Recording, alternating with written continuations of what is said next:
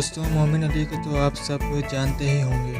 دوستوں گزشتہ روز مومن علی کی سالگرہ تھی، جس میں کئی بڑے اداکاراؤں اور گلوکاراؤں نے شرکت کی۔ دوستوں مومن علی گلیکسی آف لالی ووڈ نامی چینل اور اکاؤنٹس چلاتے ہیں، جو کہ لالی ووڈ کی خبریں جاننے کے لیے ایک اچھا ذریعہ ہے۔ دوستوں مومن علی کی سالگرہ میں کئی بڑے اداکاراؤں نے شرکت کی، جس میں ریشم، شان شاہد، ایما bag, Agha Ali, Shahbaz, Ahmad Ali but اور فوٹوگرافر بلال سعید وغیرہ نے شرکت کی۔ دوستوں ان ستاروں نے مومن علی کی سالگرہ میں شرکت کی۔ دوستوں ان ستاروں میں سے اگر ہم اس ستارے کی بات کریں جو سب سے زیادہ خوبصورت اور پیارا لگ رہا تھا، تو دوستوں وہ پاکستان کے فلم انڈسٹری لالی ووڈ کے بادشاہ شان شاہد ہیں۔